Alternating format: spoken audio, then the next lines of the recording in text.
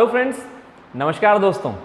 Start करते हैं English का सेशन और इस सेशन में हम लोग स्टार्ट करेंगे प्रीफिक्सेस, राइट। आज है हमारी प्रीफिक्स का 5th session. From last couple of days we have started some kind of prefix sessions guys, and I believe and I trust that you guys are completing those all sessions. आप कहीं ना कहीं note down कर रहे होंगे, कहीं ना कहीं लिख रहे होंगे, and if you have any specific question then please write down on my comment box. Please write down on my comment box, right guys? And one of the most important part, please don't forget to watch the videos till the end. Till the end, ये 1-1.5 minute की video नहीं देखनी है, आप please कृपया पूरी video देखें जिससे कि आपको एसेंस मालूम पड़ेगा, right everybody. And don't forget to subscribe and share and hit the bell icon and even like, ठीक है। चलिए तो स्टार्ट करता हूं इस बकवास के बाद प्रीफिक्स 5th सेशन, जो कि नया सेशन आपके लिए। और आज मैं आपके लिए लाया हूं फिर से दोस्तों 3 प्रीफिक्सेस, ठीक है। आज के प्रीफिक्स थोड़े अलग हैं और न्यू हैं, जैसे कि नंबर 1 है दोस्तों हमारा uni, UNI, uni, right. Number 2 है दोस्तों पोस्ट एंड नंबर 3 है हमारा inter. So we are going to learn 3 prefixes. भाई कौन कौन से हैं? Number 1 uni, 2nd post and 3rd inter. So are we ready? ठीक है, स्टार्ट करते हैं। नंबर 1 दोस्तों यूनी। हम सभी जानते हैं the meaning of uni is 1, single को बोलते हैं यूनी, चाहे 1 का है चाहे सिंगल का है। तो किसी भी वर्ड के आगे यदि यूनी आ जाएगा तो उसका मीन सिंगल से ही निकलेगा, ठीक है। क्या निकलेगा उसका मीन, देखते हैं। नंबर 1 है unicycle. What is the meaning of unicycle? Unicycle मतलब एक पूरा साइकिल, एक पूरा सर्कल बना देना या एक पूरा सर्कल पूरा कर लेना इज कॉल्ड यूनिसाइकिल। नंबर 2 है दोस्तों यूनिवर्सल, एक पूरा ब्रह्मांड। तो जब पूरा ब्रह्मांड एक है तो उसे बोलते हैं यूनिवर्सल। हम वर्सल भी बोल सकते थे। Why did we use uni? Because that is 1. Whole ब्रह्मांड is called universal. नंबर 3 है दोस्तों unilateral. Unilateral and the meaning of unilateral is एक तरफा। एक तरफा आपने सुना होगा ना यार, वो बंदा ना हमेशा एक तरफा पक्ष लेता है, तो वो एक तरफा डिसीजन हो, एक तरफा पक्ष हो, this is what we call unilateral. दोस्तों एक एग्जांपल लेते हैं यूनिलैटरल का। तो आपने अभी हाल फिलहाल में इंडिया और इंग्लैंड का एक मैच देखा होगा, राइट, जो कि 3rd टेस्ट मैच था। इसमें क्या हुआ था, आपको यदि ध्यान हो तो इंग्लैंड ने इंडिया को एक तरफा मैच हराया था। This is what we call unilateral. Is it clear दोस्तों?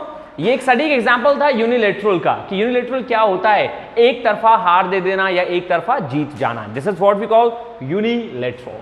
नंबर नेक्स्ट है हमारा यूनानिमस। एक बहुत ही फेमस वर्ड है, हम ग्रामर में पढ़ते हैं यूनानिमस डिसीजन, जबकि लॉफुल वर्ड है। ये लॉ में यूज होता है यूनानिमस डिसीजन। पॉलिटिक्स वर्ड है, पॉलिटिकल भी कह सकते हैं आप इसको। तो यूनानिमस डिसीजन का मतलब क्या हो गया, एक तरफा डिसीजन। मतलब जैसे कि 2 पॉलिटिकल पार्टीज हैं या फिर मैं कहूं कि स्कूल के 2 ग्रुप हैं, राइट, और दोनों ग्रुप मिलके एक इंसान को वोट कर रहे हैं। This is what we call unanimous. तो unanimous decision. I think this one is clear of uni. Number 2 start करते हैं पोस्ट।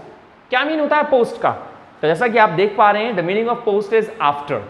आफ्टर मतलब होता है बाद में। तो बाद में जहां भी पोस्ट लगेगा वहां उन सब का मतलब बाद में से होगा। जैसे एग्जाम्पल में बात करेंगे पोस्टमार्टम। तो आपने कभी देखा है कि पोस्टमार्टम किसी के मरने से पहले ही हो गया हो? ऐसा नहीं हो सकता। जब कोई चला जाता है तो उसके बाद में उसका परीक्षण किया जाता है कि एग्जामिनेशन ऑफ डेड बॉडी, जो एग्जामिनेशन ऑफ डेड बॉडी है वही कहलाता है दोस्तों पोस्टमार्टम, ठीक है। नंबर 2 दोस्तों, नंबर 2 है postpone. The meaning of postpone is delay कर देना।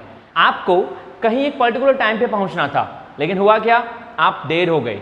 अब जब आपको देरी हो गई तो आपने अपनी मीटिंग पोस्टपोन कर दी, मतलब बाद के लिए रख ली। It's called postpone. नंबर 3 है पोस्टनैटल। तो what is the meaning of postnatal? ये शायद हो सकता है कि कुछ लोगों के लिए एक नया वर्ड हो। तो गाइस ये नया वर्ड है क्या पोस्टनैटल? पोस्टनैटल का मतलब होता है जो कैरेक्टरिस्टिक होती हैं बचपन की, बर्थ के बाद। एक बच्चे में बर्थ के बाद जो कैरेक्टरिस्टिक उत्पन्न होती हैं, जो कैरेक्टरिस्टिक फ्रूटफुल होती हैं, प्रोडक्टिव होती हैं, उन्हें बोलते हैं पोस्टनैटल, ठीक है, जिसे हम बोलते हैं बर्थ के बाद, जन्म लेने के बाद।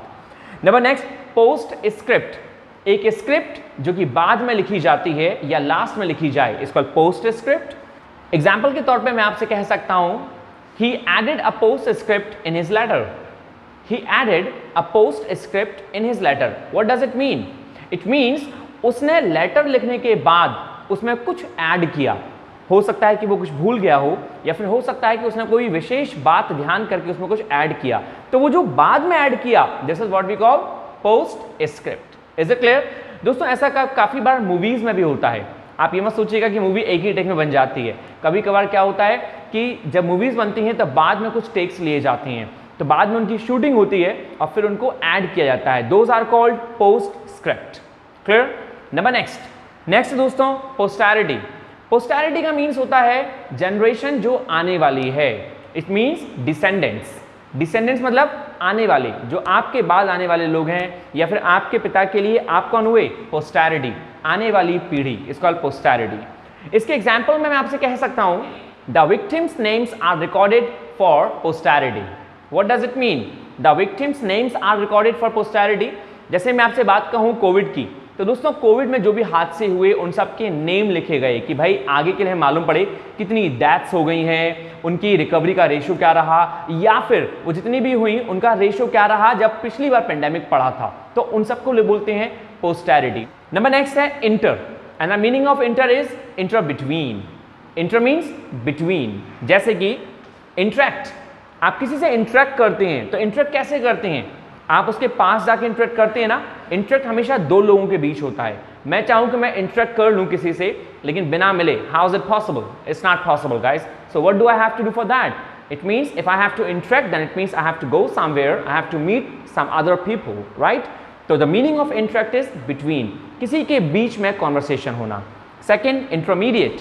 इंटरमीडिएट मतलब बीच की जो रुकावट होती है उसको बोलते हैं इंटरमीडिएट। जैसे हमने सुना होगा इंटरवल, हमारे स्कूल्स में इंटरवल हुआ करते थे। So what does it mean? Interval means एक जो लॉन्ग पीरियड खिंचता था उसके बीच में एक इंटरवल हुआ करता था, वो चाहे फिर किसी भी चीज के लिए हो। यही होता है दोस्तों इंटरमीडिएट, मध्य का।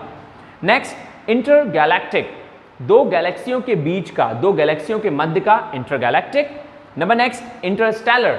दोस्तों स्टेलर का मीन्स होता है ज्योग्राफी में स्टार्स, ठीक है? स्टार्स को बोलते हैं स्टेलर। तो दो स्टार्स के मध्य is called interstellar. And the last is interlock. This is what we call interlock. This is what we call interlock. Interlock का मतलब क्या हो गया? दो लोगों के मध्य का। जब दो लोग आपस में एक दूसरे को हग करते हैं तो दोस्तों they are called interlocked, right? तो इंटरलॉक मतलब मध्य का, बीच का।